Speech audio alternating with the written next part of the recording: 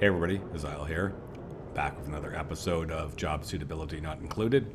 In this episode, I went for finishing the achievement for job suitability, and I'm going to discuss how I did that.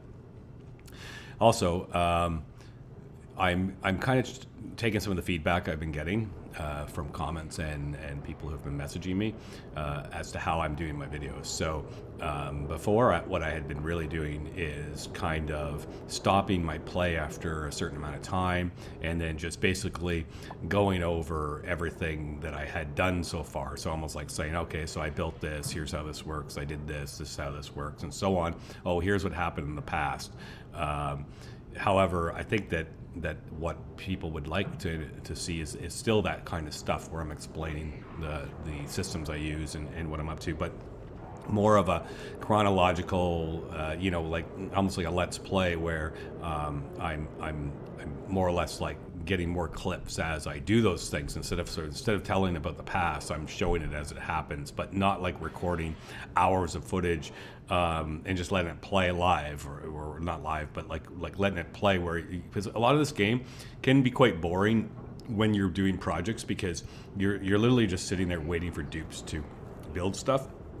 And other times you're spending a lot of time troubleshooting. So I think that though, by what I'm going to do is I'm just going to take more video clips, like record more, and then after go through it all and sort of take out the moments and edit it all together. Because I've learned a lot more about editing videos using OpenShot. So then I can edit things up and basically put it all together. So this video actually has been recorded a couple hundred cycles later than the clips in the video that's about to play out. So this is kind of like future Azile explaining what I've been up to. So I've got a couple hours of footage, gameplay footage all recorded, and now I'm going to start going through and editing it all in order to put out episodes. So if you think that format's good, I certainly would appreciate if you subscribe, hit the like button, make comments, etc., etc. It serves two purposes. It inspires me to continue making content, but it also will help the YouTube algorithm so that more people can find my videos and the channel can grow. And I am, I'm new to this, but made almost like 20 videos now, and I'm starting to, get more in a rhythm of how those videos should play out and what makes good content and what I want to include in it and how to edit things and how to do things. So anyways, I just wanted to interject that as to what the future looks like, and I'm going to try to do more and more of that style if that's what people want to see. So anyways, on with the episode and enjoy the next few episodes. This one is pretty cut and dry, not too many disasters in it, but I do the achievement, as well as I have a situation with liquid chlorine and my moves almost all dying. So that's what's going to be covered in this video. The next video is going to be very interesting because I'm about to edit it tonight, and it is a major disaster video that happened in the base and how I dealt with it and so on. So I'm looking forward to releasing that one because a lot of people want to see when things go bad, that they find it amusing. I do too. And then how I solve those things as well, because I think this game, no matter how good you are at it, it is going to always find some way to screw you over in some of the worst ways possible. And then your ability of a player and being good at this game is how you solve those crisis problems. So anyways, enjoy the rest of the video. Yeah, so I'm very close to finishing off this achievement here. Which it can be a struggle for people who don't know the secret or one of the secret solutions to it. It's this one, job suitability. For 10 cycles in a row, have every duplicate in the colony complete at least one chore while wearing an exosuit. So as you can see here, I've done this for 8 out of 10 cycles, and the dupes who have completed it so far today, 15 out of 20. So we are, the system's working. So here's how the system works. So I just built 9 showers because I have 20 dupes. And I just want to make sure I always have enough 9 Atmos suits. So they filter in and out. But the point is, if the dupes are given the opportunity to take a shower, they will. Their main showers are all deactivated, so they will always come up here and do that. And taking a shower wearing a suit will count as doing a task wearing an Atmos suit. So this is how I'm achieving it, and it's one of the easiest ways to do it, honestly. I did have to. It is all your dupes that have to do it, no matter which planet, of course. So over on my teleport world, I had 2 guys living here who basically for 1,500 cycles have just lived here, farmed food, generated some power for themselves, and then more or less mine stuff out slowly and use this to ship it over to the main world. They really don't serve much of a purpose. With all the magma up top here, I will likely never ever bother really using this planet. I will just harvest out everything from it, and when it's fully emptied, I will just close it down, probably disassemble a lot of stuff, and then just move them over to the main planet to live. So I had to move them over here so they could be part of this whole system. So just letting it run now because it's going to one more cycle click up. So while we're waiting for that to pop, I want to show you a problem here. So very often people have problems with aqua tuners having this one pipe break, right? And that's, of course, created an issue. And a good sign of when it's happened is you'll find some random spot of water somewhere around it. Like if you start seeing water show up, it's almost guaranteed that a pipe has burst somewhere, let steam out, and it will get into here because it has nowhere to go type thing. And the other sign is that all my plants have stopped. It's this system that will provide the water into these for these plants. So fixing this can be, and you can see also water came into here and stuff. So fixing this can be difficult at times. Like it's fine if you have an airlock using like oil or naphtha or something like that, because when the steam comes out, it won't cause this to go into steam. But here, if I were to just crack in after this part, when all the steam hits this, it'll all turn out steam and just basically explode and make a huge mess. So simple way for me is depending on how you built them. So I very often try to build them where I have access to the bottom side of it. And even here, you can see I have access to the bottom side because I haven't changed this one over. Because then all I have to do is just deconstruct here. And then we'll stick another one here.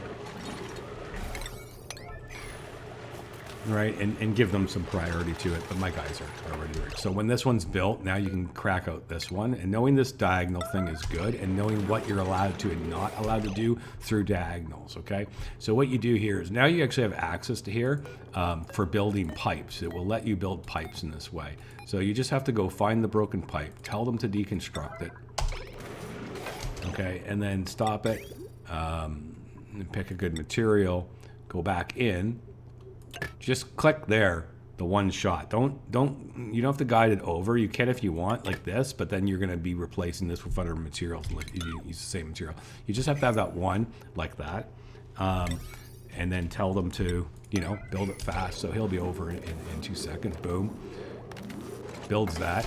Okay, and then go back in and merely connect it, but then cancel that, and now it's hooked back up again.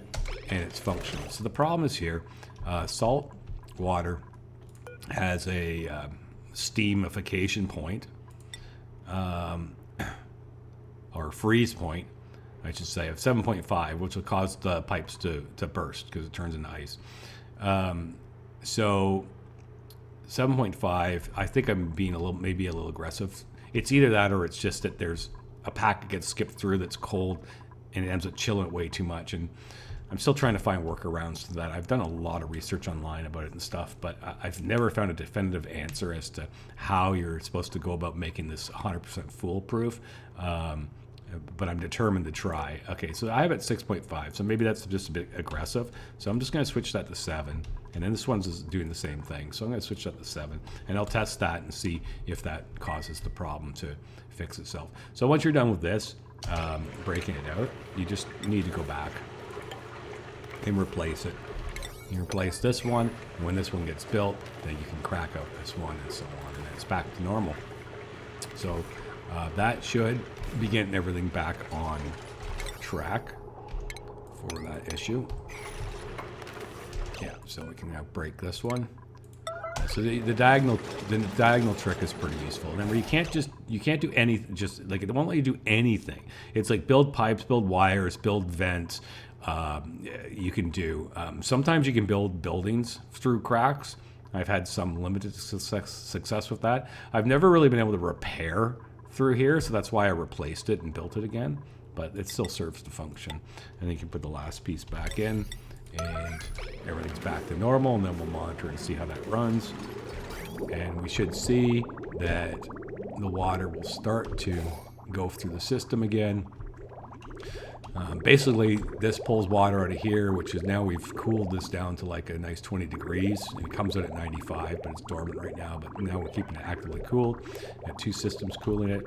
The first one's not clicking in at all because it's at the temperature we want it to be. So this will keep cycle cooling until finally it starts to release it. This is used to cool sleet wheat. It dumps into here. I have to make sure now that it's not too cold, and that's what the temporizer is for. It rarely goes on. If it's too cold, then what will happen is when it comes down here and gets converted into water, it'll burst these pipes. So that's why that's set up like that. And then it is gauged off to feed the sleet wheat exactly what it needs, and the remainder is going down to the bristle blossoms. So okay, so we're on the next cycle. This is the last cycle for the achievement. The achievement should be popping very shortly. Here we go. Now my bristle blossoms will come back online, and my farms are fixed. So, you know, they'll slowly come back. But yeah, this one little thing go wrong can bring down the system. If I hadn't caught that, and that went on for a few cycles, next thing you know, we'd have starving dupes. So that's not good. Yeah, so we're on the last cycle for the achievement. So I'm a little nervous. I would hate anything to go wrong right now. So I'm going to sort of just pay attention. So the morning crew is waking up and going through all the motions. We're going to start hitting the showers one by one. It's very important when you're doing this achievement to not use the yellow alert very much. You don't want anything that will draw, because during the yellow alerts, if they're on their break time, like not like their downtime, they will go and often respond. The other thing, yellow alert will cause them to work a little bit longer sometimes, so then they won't go to bed on time, etc., and they may end up skipping their shower. So the 10 cycles where you're doing this, it's important just to kind of keep things steady and even, and don't do any major projects. Just focus on getting your achievement done. Check it every day, so that you know if there was if you're on like number 8 of the process and one guy misses it for some reason, so you could reload and start over. But I found that I just left them alone for 10 cycles and kept things kind of even and steady, and they've just been routinely doing it. So I'll check. It's the second crew has now gone to bed, so I'm just gonna have a quick check here, make sure that we don't have any problems. So we've had 11 so far. There's 9 going to sleep right now, and the last cycle. So I'm pretty sure that this will cause it to pop when we've got 1, 2, 3, 4, 5, 6 sleeping right now. There's a few more coming in, I'm sure. And that's the problem. If they end up going to bed too late, they may wake up and now be, eating and scrambling and stuff, and they may actually miss going for that shower. So just watch how they pull this off. They have this incredible desire for taking showers over anything else during their recreation or bath time, it seems. So that should be the full house of them. And they're all hit the can. They always go to the bathroom, and then they go to eat. And using the food that they can pick up, they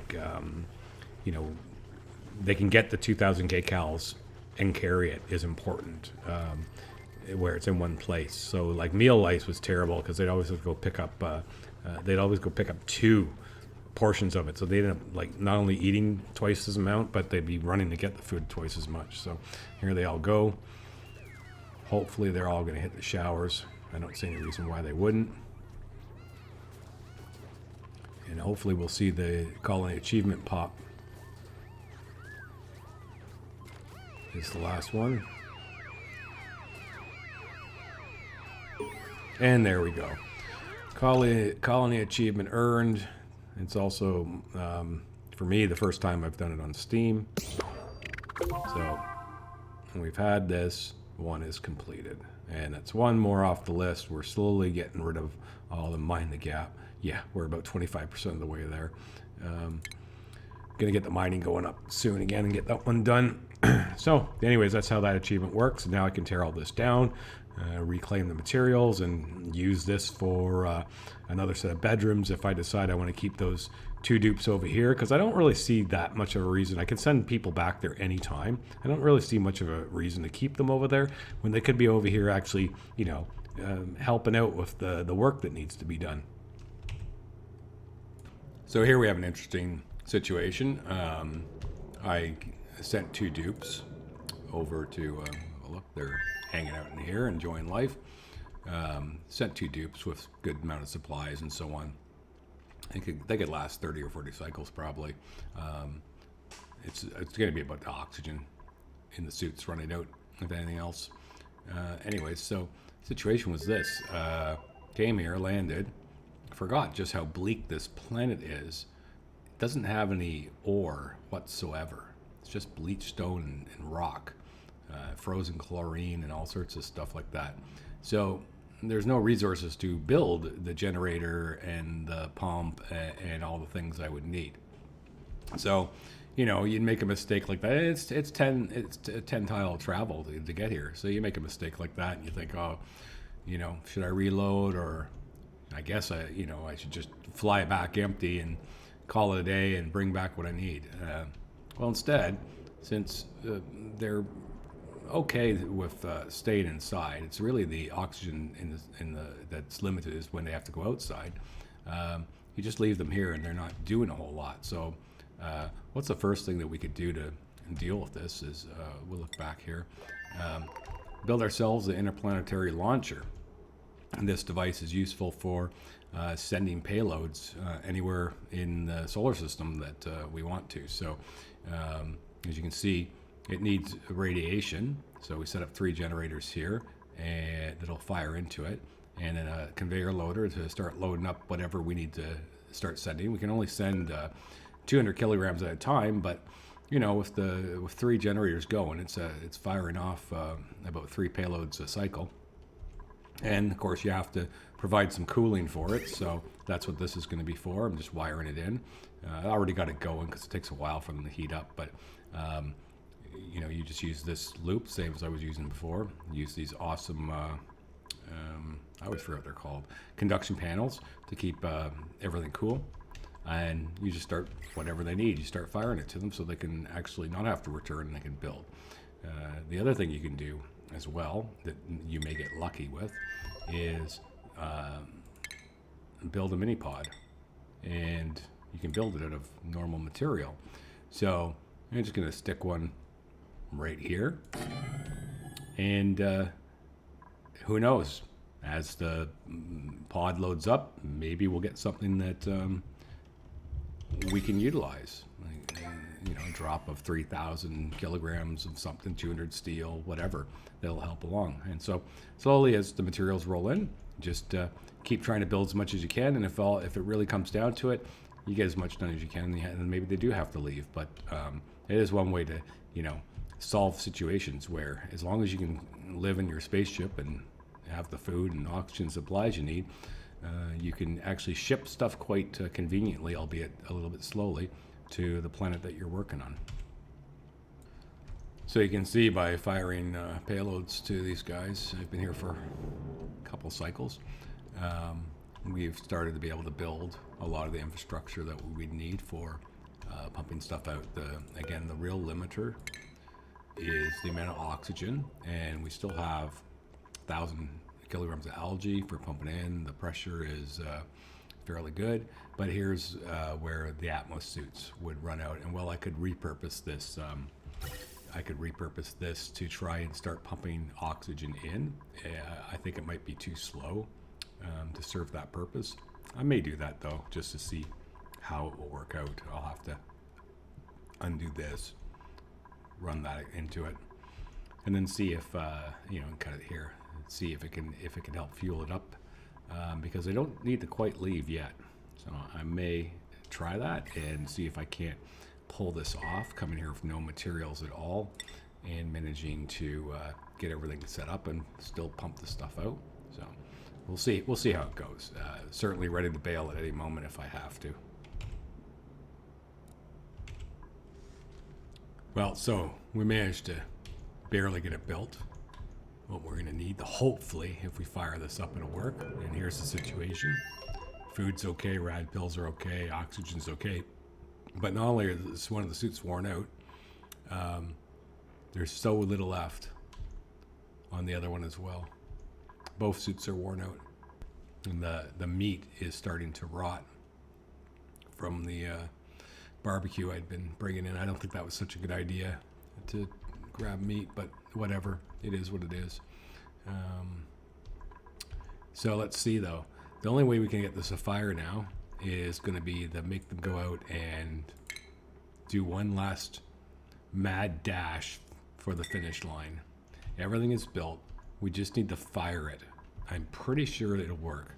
We've got the wiring is all hooked up. No battery, because we're just going to sever the battery when we don't want it. If we can just get the fire, it'll just run by itself, and then it will load this. And let's just make sure this is set. I'm going to set this to liquid chlorine. And we're just going to have to hope that it will fire. Give it a little bit of juice. This should start pumping natural into here. The vent. I got to make the vent. The last part. So we got two things to do. So how we're going to do this is just set priority 0 on these and just micro it. Go inside, make it so they don't have to wear suits, and then if they're not on break, they should go. Where's the other guy? The other one might still be outside in his suit, which would be awesome if he was. Picking up meat probably. Getting radiated. Look at this radiation. Jeez, that's amazing. Okay, so let's see now if we can make this fire. Hopefully one guy will do one thing, one guy will do the other thing. Let's see what happens. Yeah, if you go out and build that. Perfect. You run that. Yep. Okay, so let's just check this. So that's being fed in. It's starting to kick. And if it's going to kick, it's got some in, and it should fire everything. This should suddenly get power, I think. And he's still in his mask, so he's still okay. And it's firing. So now it's just a matter of letting them return. So I'm going to go back to just priority 9 on this. And I'm going to... Yeah, I don't know. I don't want them to be running in and out. So most likely the best thing to do here is just switch this to crew, so they'll just stay inside the rocket. I don't want them running out and grabbing meat anymore. It's not important enough. I shouldn't have done that because it's rotting. So this thing is firing. We can tell this is loading, and we can see it's going in 10 kilograms time. So now, even though we're out of oxygen, they really shouldn't be going outside anymore. This thing will run on its own, and I can disable it just by severing packets. Notice what we got going on here for now, too. It shouldn't even if it does vent, it's not a big deal, but I'm just going to let it spill out. Again, we're not going to have to come back and do this again if we can get away with 9 tons of this stuff. I won't need any more liquid chlorine for quite some time, so that should be filling up for a while. Yeah, I think I'll go grab myself a drink and let it run. And we are about half full, I would say, so far. Well, maybe a bit more. Just about half, I would say. I think it holds 9 tons. Yeah, so about half full. It's progressing along. Everything is working.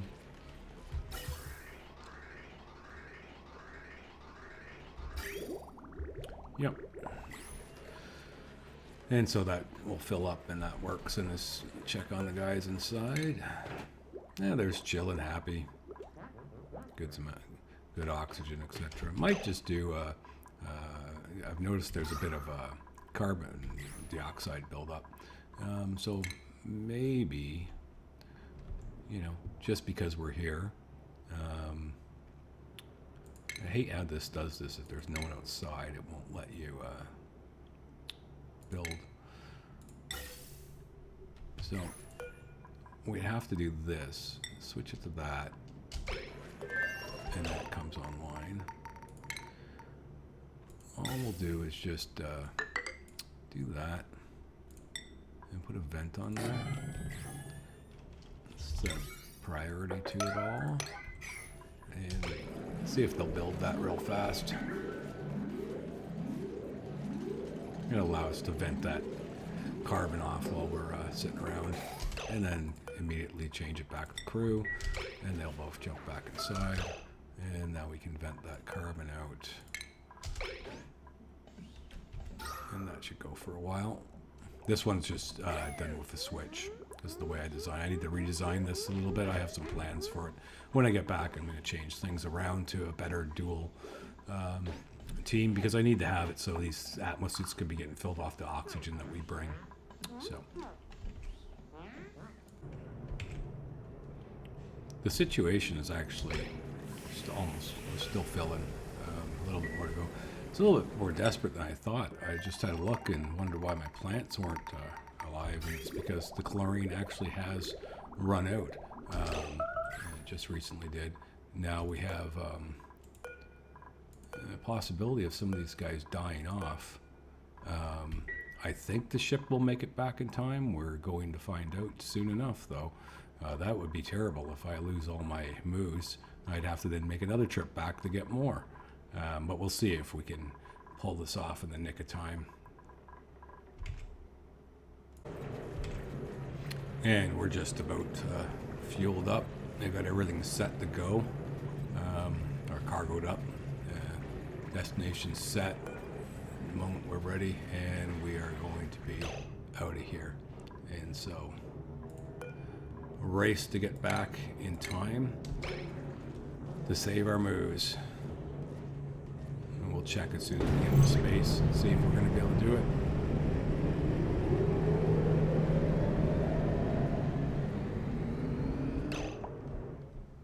And then we'll deactivate all this stuff too. It's pretty easy. Just use the clip tool. I love the clip tool. I'm so glad they added it. And we don't need to do that. We just need to turn that off.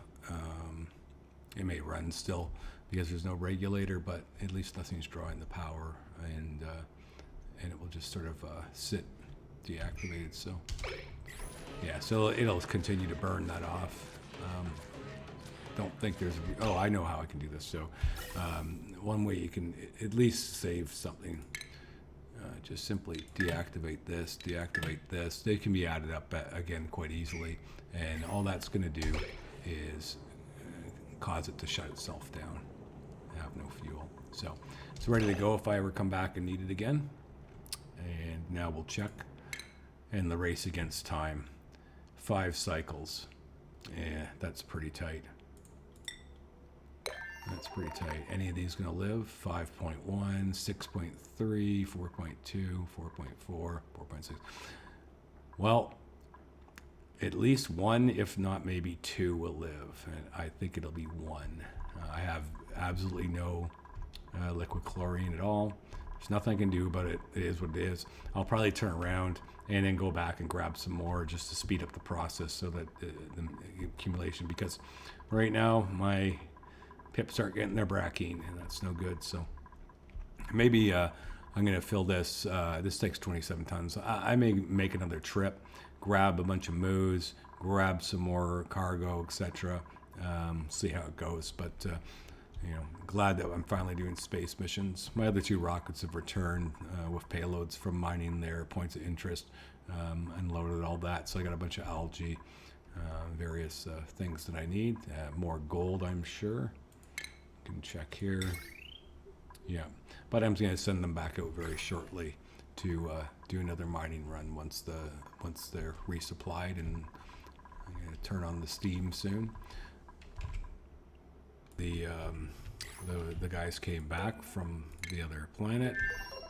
Just better tell this to be grounded. This can go off now. Yeah. So they made it back, and I guess they were flying at breakneck speed, so I'm sure the pilot skill has a lot to do with it. There even was a meteor shower. And yeah, none of the 5 moves I had died. The chlorine is back. It's now being pushed into the system. We'll keep letting it fill for a bit. I have a storage tank here, so once it starts, the loop gets full, then I believe I'm using this storage system. It goes through here, out, through, checks for cooling, etc., etc. Yeah, so I don't want to. It can't loop right now because it wasn't designed for having this much in. So basically, what I need to do is tell this to go into an ignorance mode. So I always had this built in, so if I had to execute through, I can just tell it to go. I believe, yes, there we go. So now it shouldn't care about this. And then just gonna check to make sure that it feels like it's rotating. Now I feel like it's getting stuck, which is not what I want. I want to fill this tank up with a bunch of extra. I do believe first time I've ever had full stream of it. So anyways, good news is they're back. I have various ways to trigger this off and on, and I'll probably just turn this off for now at this point. And might have to drain this out because it's going to vent. It's going to get heated up and vent. And this stuff that's stuck here could be a problem as well.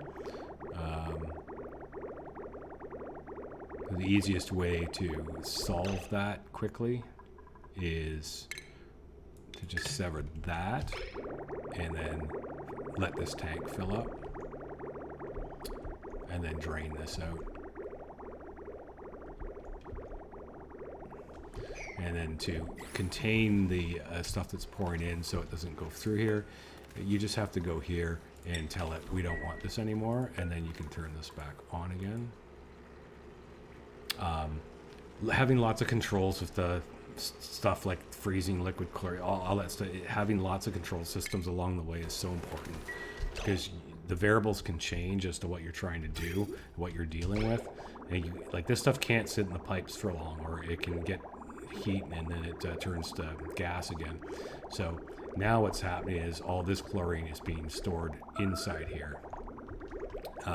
And within our looping system, we have a lot, and we're just waiting for it to pool into this tank here fully.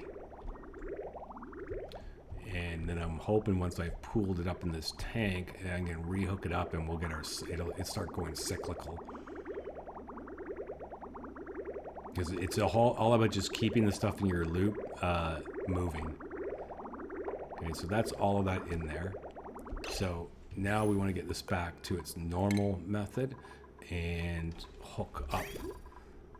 We have to re-hook up the this part.